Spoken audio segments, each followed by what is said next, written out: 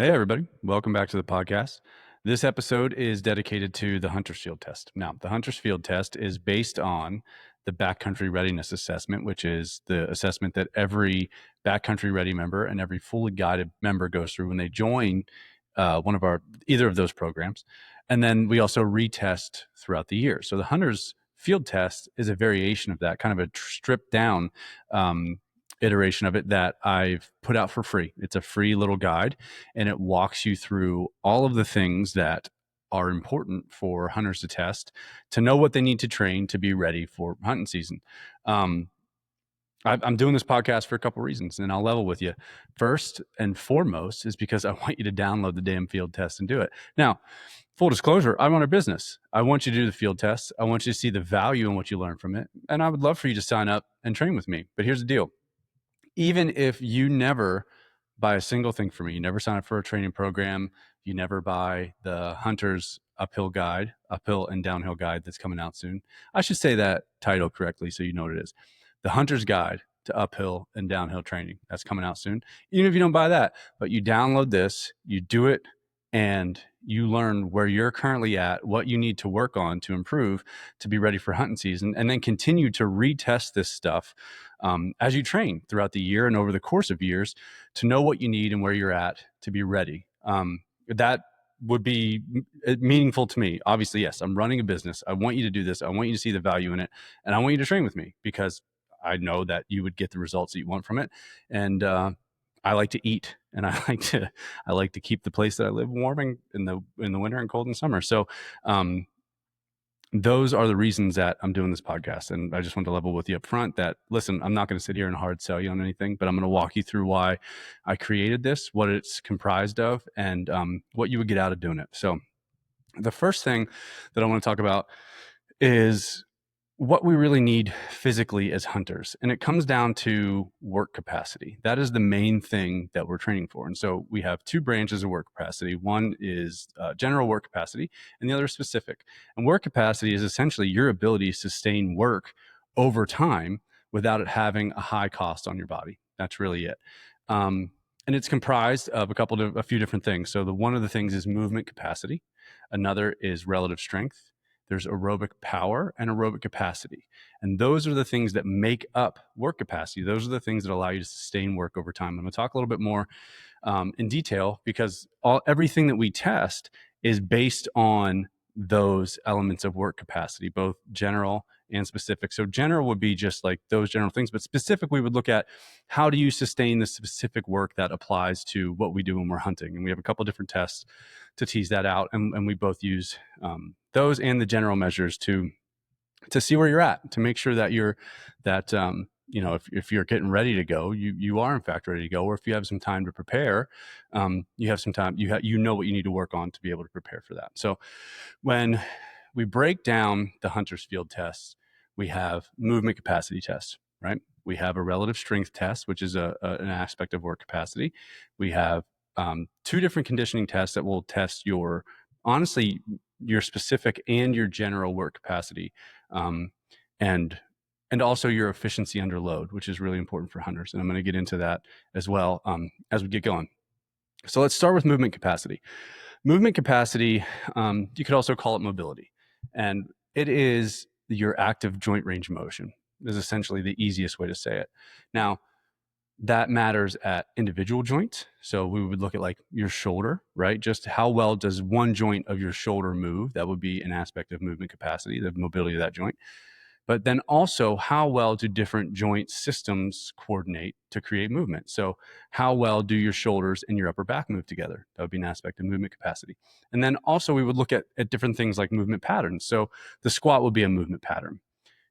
Putting all of the joints that make that up together would then denote how much movement capacity you have in the squat. So for example, if your ankles are moving as they should, if your hips are moving as they should, and if you have good range of motion at the knees, you'll likely have pretty good movement capacity with the squat. So why is that important for us? Like you would think like, well, we're walking up in the mountains with our packs or however you're hunting. Why do we need to worry about joint mobility and movement capacity? So the first reason is because joints that move well are more efficient, right? So we talk about work capacity. The biggest thing when we train for work capacity is we do all of the things that help our body save energy. That's what allows us to sustain work. And really, when you're training, that's the goal of your training, is to train your body to be more efficient so that it spares energy and you can work for longer. And then there's just like a much smaller cost on your body. That's the whole goal of training. So when we look at movement capacity, if you're inefficient with your movement, which comes from having poor joint range of motion, poor movement capacity, then you're going to waste energy. That's the first thing. So an example that I often use is, think about your ankles. Okay. So let's say that you have poor ankle dorsiflexion. So dorsiflexion would be bringing the top of your foot toward your shin, which is something that a lot of people lack. It's normal because of modern society, and also posture plays a role in that, the way that your hips sit. So sometimes, like, your calves are the last thing from keeping you falling on your face. So, but if your dorsiflexion is poor, that means that you are going to have an altered gait, especially marching uphill, because you need to be able to pull the top of your foot towards your shin to get enough range of motion to start to take that next step uphill without having to change your gait. If you don't have enough ankle dorsiflexion, you'll start to do funky things to make that happen. You'll swing your leg a little more than you need to. You might not have as much stability even on that leg, because joint mobility precedes stability. If the joint isn't moving well and it doesn't have a good connection with your brain and the peripheral aspect of your nervous system, then it's just not as stable. So we have to create mobility first, and then there's stability on top of that. So we're looking at two things there, right? So if you can't dorsiflex, you're going to swing your leg, waste energy to get uphill. And then also you just won't be as stable. So then you have other problems, right? So if you're not as stable when you're taking a step, you could take a misstep, you could get hurt. That's another aspect of why we why we focus on joint mobility and movement capacity, is joints with good range of motion are healthier joints, and they're more resistant to injury, right? Most partially because you'll just move better and you'll put yourself in fewer situations where you could get hurt. But also their tissues are more resilient. They're not as injury prone. Another thing on top of that is, like, when they do get injured, they actually heal faster. You can recover them faster than joints that don't move very well. So we want to focus on that, both from the human perspective. That's why human's the first name in Human Predator Pack Mule, but also from a performance perspective when we're hiking around in the mountains and everything. So we want as much active range of motion as possible for saving energy, for performance, and being able to move without causing ourselves problems, and then also being resistant to injury. So we have to look at the joints that are going to matter the most for us as hunters, and they happen to be the joints that just really need the most mobility for us as humans too. And so we look at the ankles, we look at the hips, and we look at the shoulders. Okay, there's also an element of spinal mobility that's really important, but a lot of times when you test the shoulders, you can find out things about spinal mobility, and a lot of the mobility drills that you would do to improve your shoulder mobility, there's also a spinal component as a part of that. So it kind of gets baked into it. So we measure the ankles. That's part of the test. We use a wall ankle test.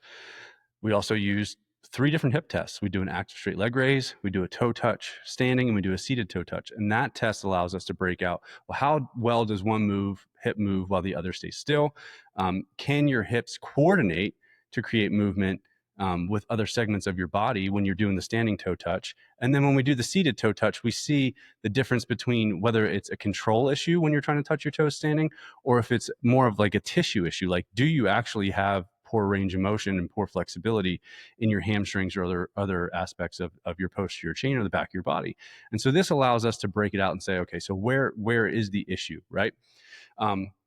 Poor hip mobility is going to cost you a lot, right? So it's something that we want to be very clear on, because it's important for us as humans. If your hips don't move well, that stress starts to get distributed throughout your body.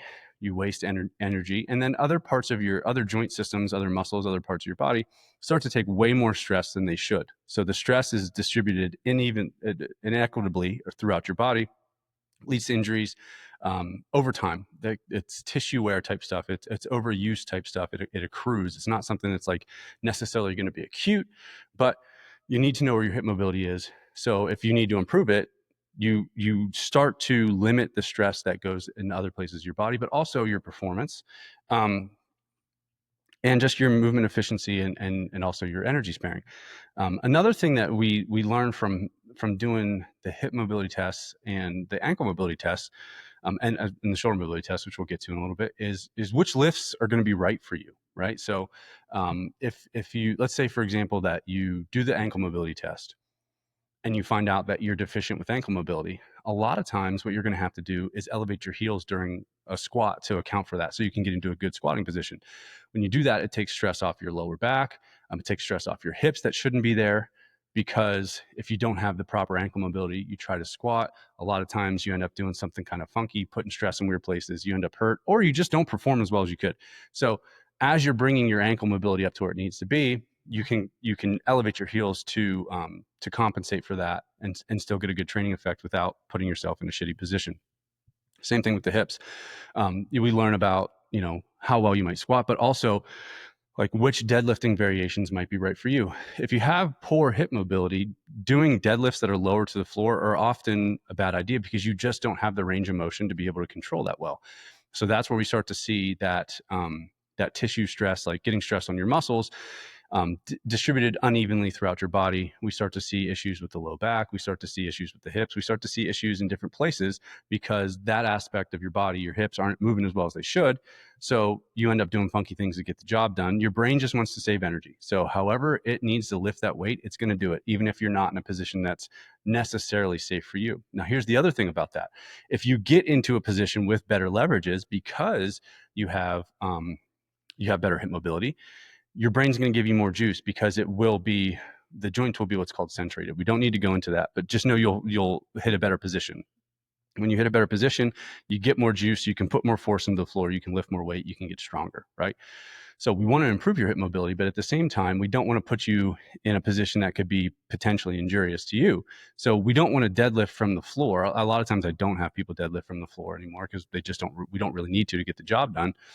But the lowest deadlift, let's say your hip mobility is poor, pretty poor. You probably should do some RDLs, or a top down lift that starts to pattern the movement, or a rack pull from above the knee, something like that, because you can control that range of motion, because you have it. You have true access to that range of motion. You don't have to take range of motion from other joint systems to try to get down to that position. So it tells us where are we inefficient, what lifts might work for us, and what adjustments or modifications might we need to make to be able to get into good positions to lift well. So that's another part of it. Then we have the shoulders, right? And the shoulders, I mean, think about all the different things we do as hunters. We got to get into good positions to shoot, both with our rifles and with our bows and our shotguns. If we're swinging them, all kinds of stuff. But also from a human aspect, like, your shoulders are important, and that's one thing that I always want us to keep in mind is, like, yes, we're hunters, but we're humans first, and we all have lives that are way bigger outside of hunting, and we want to do active things and be participants in life, and the better our bodies move, the more we can do. So your shoulders are huge, and a lot of people lack good shoulder mobility, and their upper backs are stiff because of what modern life looks like right now. So we sit and we type on computers all the time, or we hunch over looking at our phones, and we just don't move to the degree that we often need to. So we test shoulder mobility, both because we need it for health just in the field. Think about all the random things you might do, but also throughout your life. And we learn what lifts we can load. So if you have poor shoulder mobility, one of the things that we avoid is a lot of overhead pressing, just because you don't have the range of motion in your shoulders to deal with it. So it'll load your shoulders funky, but also a lot of times that stress ends up going to your back and to your neck, and then you end up with back and neck issues, and we want to avoid those. So as we look at the movement capacity screen that's as part of the hunter's field test, we're finding out where you're efficient with your movement, where you're not, what needs to be brought up, what lifts might be good for you to load and what might not. So it's a really important aspect of testing that I think a lot of people overlook, because it's not sexy, for one. And it doesn't give you a VO2 max or anything like that, which isn't necessary. You don't need to test your VO2 max to be able to perform as a hunter. It's one measure. I think a lot of people are very, I don't know, like gung-ho about VO2 max now, because you hear people like Huberman and all these other people talking about them. It's one measure. It's one measure. So we don't need to get too hung up on it. All right. So that's that's the biggest reason for testing movement capacity in the test. So we test your ankles. It tests your ankles. It tests your hips in 3 different ways.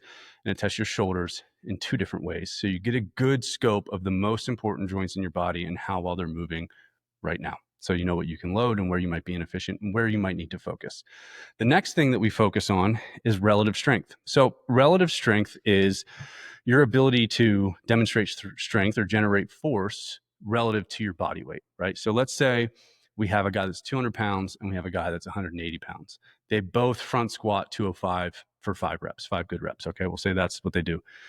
The guy that is 180 pounds, they're the same maximal strength, right? They can generate the same amount of force. But the guy that weighs 180 pounds is relatively stronger than the guy that weighs 200 pounds. So that's going to give him a big energy savings because relative to his body weight, he's stronger. So everything that he does is going to cost him less energy because it's a lower percentage of his maximal and his relative strength. You save so much energy by being relatively light and strong. And that's personally, that's one of the reasons that, I first started Western hunting. I was like 210 pounds, really strong. Aerobically was okay, not nearly as good as I am now. And, but I just realized over time how much being that big was costing me. And it's not like I was fat, I was lean, I was just big and I had a lot of muscle mass that I didn't really need to be able to do the things that I love to do. So right now I hang between 190 and 195 pounds and I'm still relatively strong.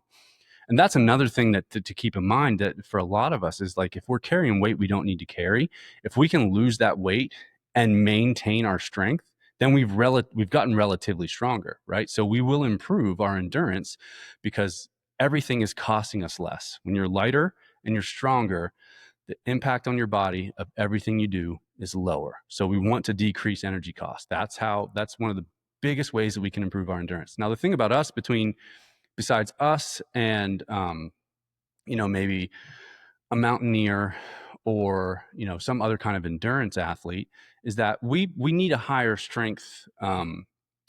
We need higher relative strength and we need to carry a little bit more muscle mass because of what we do. We might be hiking in and hiking out with way heavier loads than a lot of these guys. So having some muscle mass and having more strength is going to be beneficial for us. I've said for years that hunting is a strength endurance sport, right? So it's how long can you express your strength over time, especially because we're packing in, we're packing out. It's a rare day that we're not moving without some kind of load on our back. So having relative strength and being able to express it is going to be hugely important for us. We use the front squat in the hunter's field test. I like the front squat more than the back squat for several reasons. First, I think it tells you more about how strong someone's core is and how well they can generate force during their legs. So it tells us more about control. You also get access to more mobility by loading the front of your body because it reflexively gets your anterior core, so we're talking your abs, and the deep muscles inside to just do the nice things that we want them to do, which is different than what happens when you put the load on the back of your body because you're loading the spine directly. We don't necessarily have the same access to that mobility. And here's the thing. If you don't have great hip and ankle and shoulder and upper back mobility when you go to back squat, the cost is going to be distributed unevenly throughout your body. And what happens is you end up putting a lot of stress on your low back.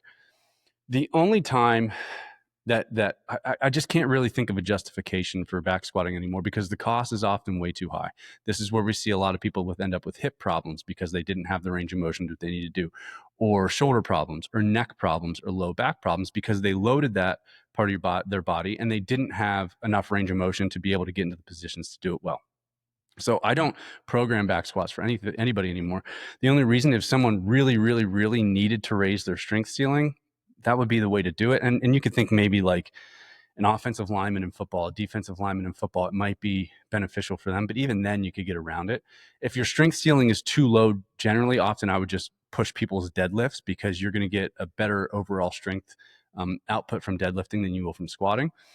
But I like the front squat for the reasons that I've listed already, but also because it's a great squatting has more carryover than deadlifting to uphill and downhill work. So you get the leg drive, which is works at similar angles to driving uphill. Then also we're loading the quads, which is controlling our downhill, our descent. So it gives us a better look at how relative strength is going to affect someone's uphill and downhill performance. So I like using the front squat for the field test. Works a little differently in the backcountry readiness assessment. I'm not going to get into that in this podcast, but for the field test, it's a great. We use the front squat to measure relative strength. It works really well to give us an idea of how someone, if someone can front squat what we desire in the test, they're probably pretty good from a strength standpoint and maybe could focus elsewhere and just maintain their strength as they go. Other aspects. So then we get into the conditioning aspect of the Hunter's Field test. We look at two different conditioning tests. We look at a 3-mile ruck assessment, and we look at a 10-minute box step-up test. Now, we do the 3-mile rucking assessment first because we want to learn about someone's movement efficiency under load before we have them test it going uphill. Because if you're, if I was doing this test with you and we did the 3-mile rucking assessment and we saw that you're very inefficient under load, and I'm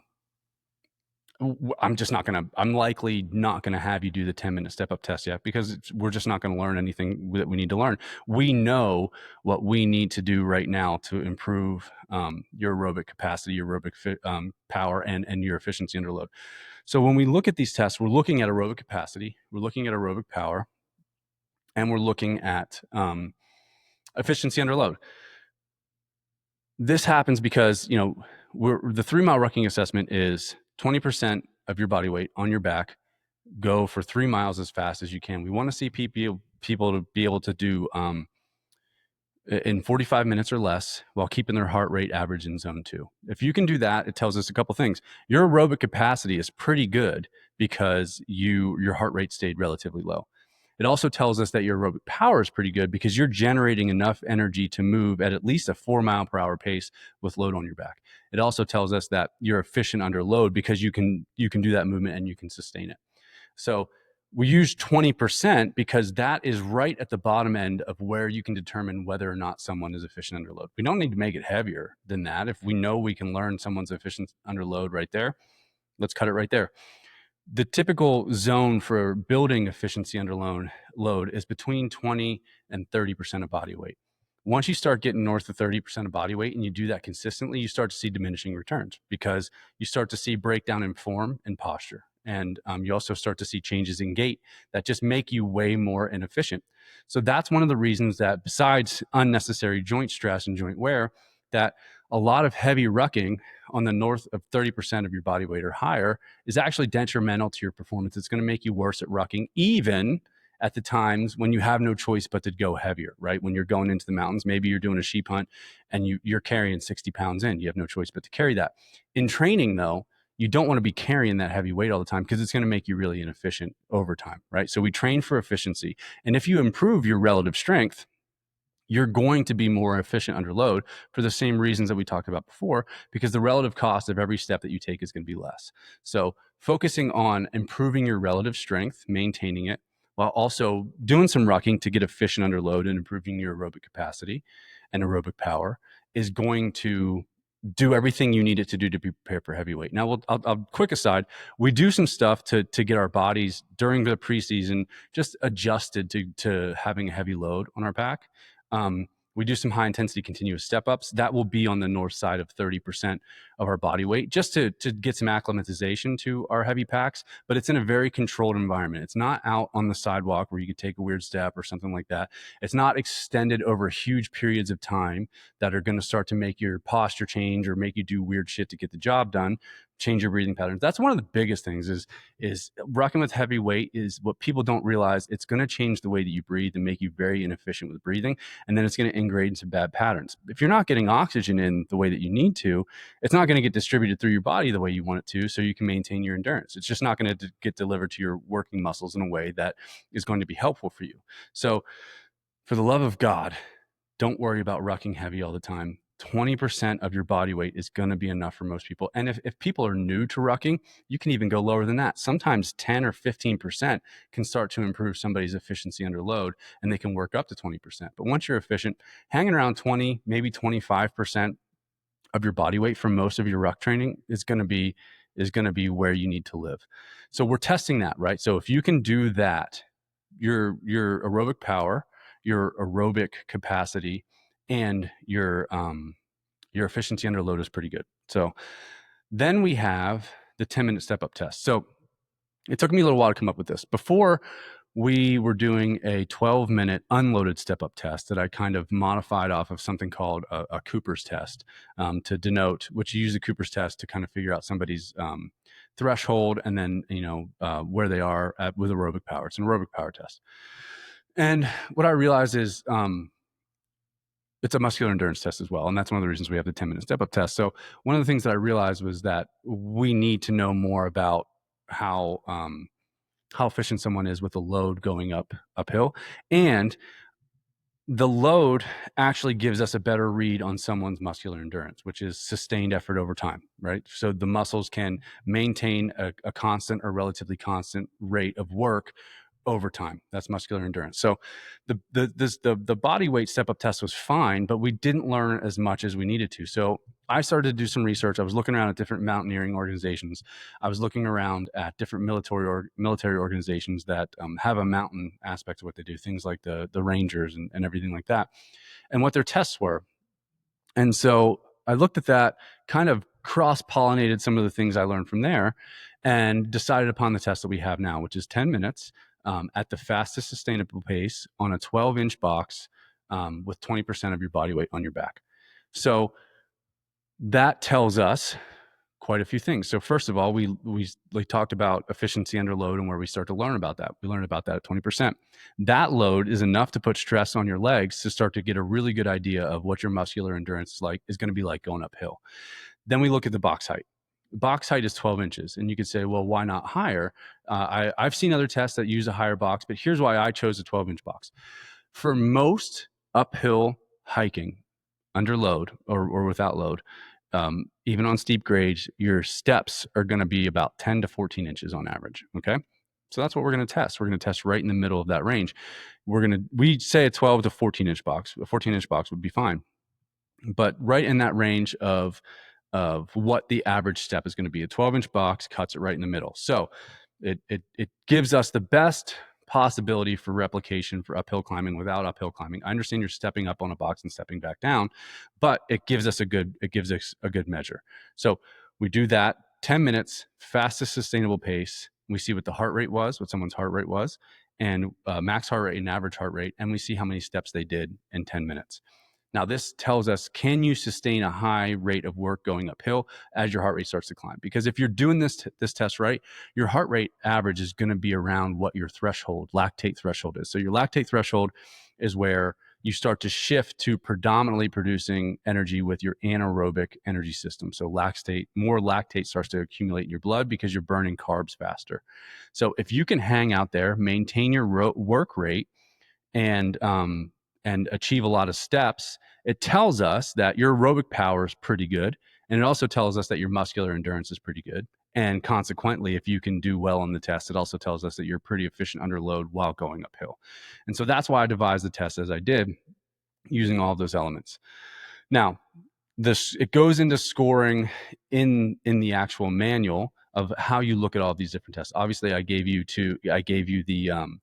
the scoring for the 3-mile ruck assessment. Everything else is listed inside the guide, and it walks you through it. So one of the things I want to touch on before I cut you loose on this to go download it, the link is in the show notes, by the way, is sequencing, right? So I have it laid out in the manual the exact way that you should do the sequencing when you do it. So you want to do your movement capacity testing first, and you can do your movement capacity testing and your relative strength testing on the same day.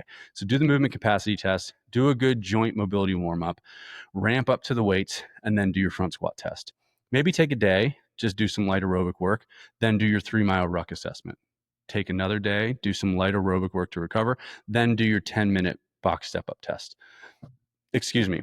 And so that way, you're sequencing in a way that you can get accurate readings for everything that you're doing. Here's why. If you create a lot of metabolic fatigue, which you will when you do things like the 3-mile ruck assessment and the 10-minute step-up test, you won't be able to access your nervous system as well for strength output. So you want to do the strength stuff, the most neurologically demanding stuff at the beginning of the week. Then we start to do the more metabolically demanding stuff as the week goes on. So you're going to want to sequence it that way when you do it. Okay. So that is the overview of the Hunter's Field Test. And it's a part of something that I mentioned earlier that's coming out soon. So I'm working on the Hunter's Guide to Uphill and Downhill Training. Now, it's going to have everything in there. It's going to have our full assessment, not just the Hunter's Field Test, but it's going to have the backcountry readiness assessment with detailed explanations of what to do and why. It has an entire chapter on conditioning for uphill and downhill hunting, an entire chapter on strength training for uphill and downhill hunting. And then it also has a program design chapter that teaches you how to put all of it together. So that's coming very soon. I'm going to keep you updated on that. And when you download the field test, it puts you on the Human Predator Pack Mule newsletter. So everyone that's on the newsletter is going to get advance notice of when the book comes out, and they're also going to get a discount for being on the list. Okay, so that is the Hunter's Field Test. If you have questions about this, when you do the test, I'd love to hear how you do. And if you have questions about this, I want to hear those too. So shoot me an email at Todd@beyond, not that email, that's my other business, Todd@humanpredatorpackmule.com. If you have questions and to share your results, I would love to hear them. That's all for this episode. I will talk to you soon, and I'm looking forward to seeing your results.